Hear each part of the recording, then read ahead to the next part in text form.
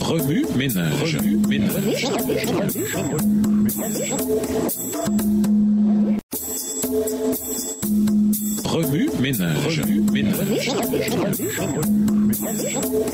Bienvenue dans votre émission Remue ménage. Nous voilà à la leçon de dimanche, l'Apocalypse, révélation de Jésus. Les scènes d'ouverture du livre de l'Apocalypse présentent Jean, le fidèle disciple, emprisonné sur l'île de Patmos. Il avait été condamné à cette peine à cause de son succès dans la proclamation de l'évangile dans tout le monde romain. En l'exilant sur cette île rocheuse, les autorités romaines espéraient réduire son puissant message au silence, mais elles n'auraient pu être davantage dans l'erreur. Les passages d'ouverture de l'Apocalypse ressemblent de façon frappante à ceux du livre de Daniel. D'entrée de jeu, Daniel 1 raconte le siège de la ville de Jérusalem. Le roi Nabuchodonosor amena plusieurs captifs, dont Daniel qui demeura fidèle au Seigneur malgré sa captivité. Lors du siège de Jérusalem, Daniel craignit probablement pour sa vie et fut sans doute dans la confusion. De même, Jean dut se sentir très éprouvé lorsqu'il fut jugé, condamné, puis conduit sur une île carcérale. Cependant, c'est par ces épreuves que Dieu nous a donné le livre de Daniel et de celui de l'Apocalypse, deux livres complètement remplis d'espérance. Une leçon très puissante se dégage ici quant à l'expérience chrétienne sur le fait de rester fidèle au Seigneur et d'avoir l'assurance qu'il transformera les moments sombres en leçons transcendantes et éternelles. Nous avons ici une révélation de Jésus en tant que Dieu personnel rempli d'amour, toujours présent malgré les épreuves, nous portant même à travers les sombres vallées de la vie. Le jour du Seigneur. Lisons Exode 31, verset 13. Exode 31, verset 13. Parle aux enfants d'Israël et dis-leur, vous ne manquerez pas d'observer mes sabbats, car ce sera entre moi et vous, et parmi vos descendants, un signe auquel on connaîtra que je suis l'Éternel qui vous sanctifie. Lorsque les théologiens discutent de l'eschatologie, ils parlent de cette partie de la théologie qui traite de la mort, du jugement et des événements entourant le temps de la fin.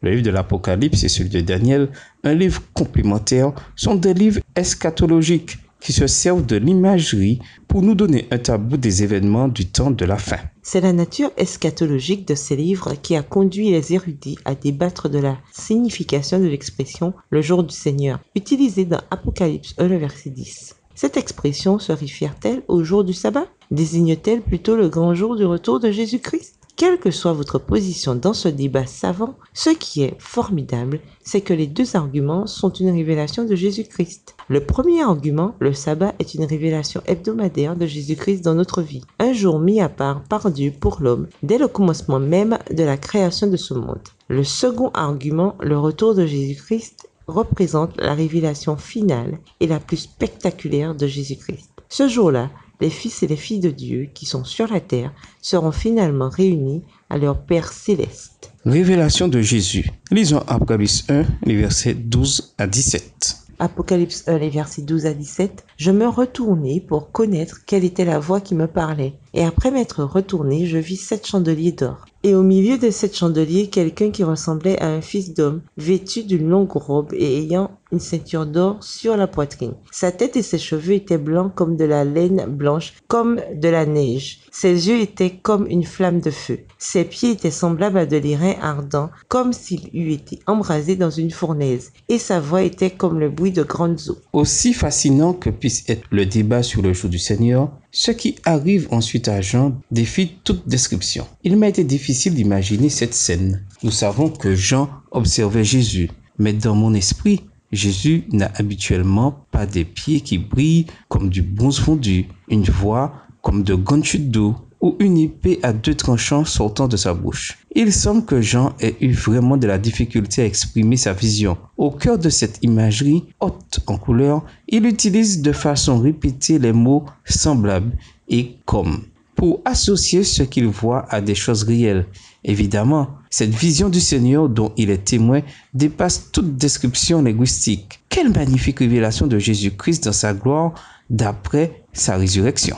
L'endroit où Jésus-Christ se tenait au milieu des lampes d'or est aussi d'une importance capitale. Apocalypse 1, le verset 20 révèle le mystère des lampes, qui représentent les 7 églises. Par conséquent, alors que Jean se tournait et contemplait cette vision de Jésus, ce dernier était littéralement avec les gens de ces églises. C'est là l'une des révélations les plus précieuses de Jésus-Christ. Jésus a promis d'être avec nous et il l'est. Une étude plus poussée de l'Apocalypse révèle que ces églises sont non seulement les 7 anciennes églises chrétiennes de l'Asie mineure, mais aussi des types des églises chrétiennes au fil de l'histoire et jusqu'à nos jours. Ainsi, lorsque Jean rapporte qu'il vit le Fils de l'homme parmi les lampes d'or, Jésus lui-même nous dit par ses paroles qu'il est ici avec nous dans notre église aujourd'hui. Jésus et ses églises. Dans Jérémie 2, verset 2.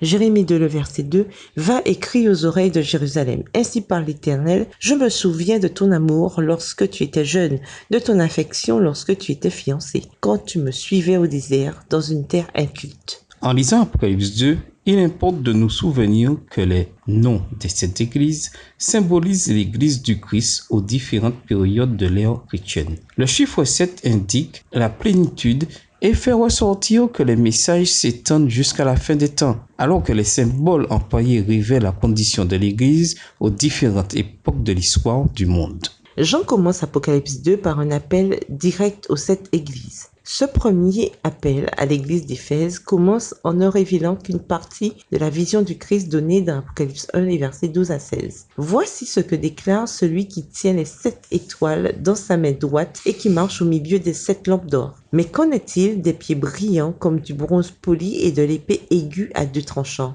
Au cours du second chapitre de l'Apocalypse, Jean n'utilise que des segments de sa vision complète du Christ pour communiquer avec les 7 églises. Voilà qui est stratégique et profondément symbolique du Christ qui nous rencontre là où nous sommes. Chaque église avait ses propres défis et par conséquent avait besoin qu'on lui présente Jésus d'une façon légèrement différente. Tandis que nous débattons avec la vie, nous pouvons avoir l'assurance que Jésus sera toujours avec nous, parmi les fidèles de son Église, et qu'il est prêt à nous rencontrer là où nous sommes.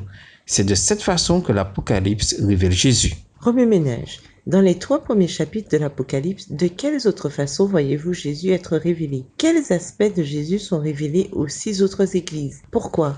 Appliquez l'expérience de Jean à Patmos dans votre vie. Quelle similarité y découvrez-vous lorsque, comme Jean, vous vous confiez en Dieu dans vos expériences éprouvantes? Au revoir. Et à demain si Dieu veut. Remue-ménage.